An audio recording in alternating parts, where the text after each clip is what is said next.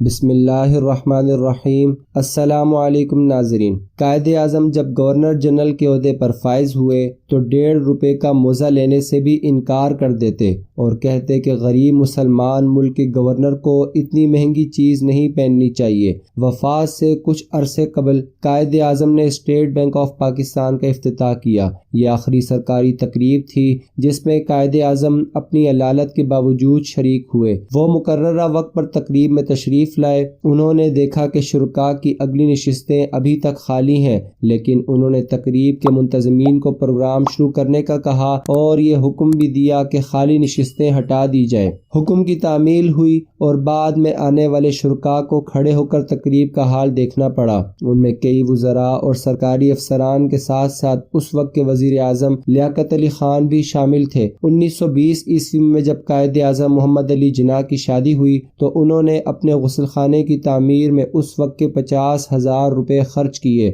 مگر یہی جب گورنر جنرل کے عہدے پر فائز ہوئے تو 1.5 روپے کا موزہ لینے سے انکار کر دیتے ہیں اور کہتے ہیں کہ غریب مسلمان ملک کے گورنر کو اتنی مہنگی چیز نہیں پہننی چاہیے۔ ایک مرتبہ برطانیہ کے سفیر نے آپ سے کہا کہ برطانیہ کے بادشاہ کا بھائی آ رہا ہے، آپ انہیں ایئرپورٹ لینے جائیں۔ قائد اعظم نے یہ شرط رکھی کہ میں تب ایئرپورٹ جاؤں گا اگر میرے بھائی کی برطانیہ آمد پر وہاں کا بادشاہ اسے لینے آئے۔ 1943 عیسوی کو الہ آباد یونیورسٹی میں ہندو اور مسلمان طلبہ کے درمیان اس بات پر تنازع ہو گیا کہ یونیورسٹی میں کانگریس کا پرچم لہرایا جائے۔ مسلمان طلبہ کا کہنا تھا کہ کانگریس کا پرچم مسلمانوں کے جذبات کا عکاس نہیں، اور چونکہ الہ آباد یونیورسٹی میں مسلمان طلبہ کی اکثریت زیر تعلیم تھی اس لیے یہ پرچم اصولاً وہاں نہیں لہرایا جا سکتا۔ ابھی یہ تنازع جاری تھا کہ اسی سال پنجاب یونیورسٹی کے مسلم طلبہ کی یونین سالانہ انتخاب میں اکثریت حاصل کر گئی۔ یونین کے طلبہ کا ایک وفد قائد اعظم کے پاس گیا اور درخواست کی کہ وہ پنجاب یونیورسٹی ہال پر مسلم لیگ کا پرچم لہرانے کی رسم ادا کریں۔ قائد اعظم نے طلبہ کو مبارکباد دی اور کہا اگر تمہیں اکثریت مل گئی ہے تو یہ خوشی کی بات ہے، لیکن طاقت حاصل کرنے کے بعد اپنے غلبے کی نمائش کرنا نازیبہ حرکت ہے۔ کوئی ایسی بات نہ کرو جس سے کسی کی دل آزاری ہو۔ ہمارا ظرف بڑا ہونا چاہیے۔ کیا یہ مناسب بات نہیں کہ ہم خود ہی وہی کام کریں جس پر دوسروں کو مطعون کرتے ہیں؟ حضرت پیر سید جماعت علی شاہ اپنے دور کے بہت نیک سیرت اللہ کے بندوں میں شمار ہوتے تھے۔ انہوں نے ایک مرتبہ فرمایا کہ محمد علی جناح اللہ کا ولی ہے۔ اس پر لوگوں نے کہا کہ آپ اس شخص کی بات کر رہے ہیں جو دیکھنے میں گورا یعنی انگریز نظر آتا ہے اور اس نے داڑھی بھی نہیں رکھی ہوئی، تو امیر ملت پیر سید جماعت علی شاہ نے فرمایا کہ تم اس کو نہیں جانتے، وہ ہمارا کرم کر رہا ہے۔ پیر صاحب کے اس دور میں تقریباً 10 لاکھ مرید تھے۔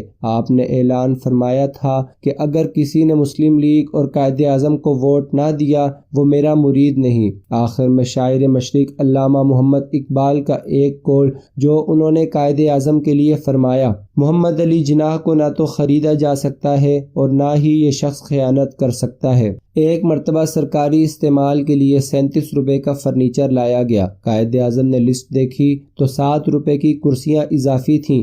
آپ نے پوچھا یہ کس لیے ہیں تو کہا گیا کہ آپ کی بہن فاطمہ جناح کے لیے۔ آپ نے وہ کاٹ کے فرمایا کہ اس کے پیسے فاطمہ جناح سے لو۔ کابینہ کی جتنی میٹنگز ہوتی تھیں قائد اعظم محمد علی جناح نے فرمایا تھا کہ کچھ بھی کھانے کے لیے نہ دیا جائے۔ 1933 عیسوی سے لے کر 1946 عیسوی تک قائد اعظم محمد علی جناح نے ایک اندازے کے مطابق 17 قراردادیں پیش کی جس میں فلسطین کے حق خود ارادیت کی بات کی گئی۔ یہ وہ دور تھا جب پاکستان بھی وجود میں نہیں آیا تھا، مگر اس کے باوجود ان کے دل میں امت مسلمہ کے لیے جذبہ کوٹ کوٹ کر بھرا ہوا تھا۔ اس وقت انگریزوں نے ایک قانون بنایا تھا کہ جس کے پاس بھی سائیکلیں ہیں اس کے آگے لائٹ لگائی جائے۔ ایک مرتبہ قائد اعظم کچھ نوجوانوں سے بات کر رہے تھے۔ آپ نے پوچھا کہ کون کون پاکستان میں شامل ہوگا؟ سب مسلمان بچوں نے ہاتھ کھڑے کیے۔ پھر آپ نے پوچھا کہ کس کس بچے کی سائیکل پر لائٹ موجود ہے؟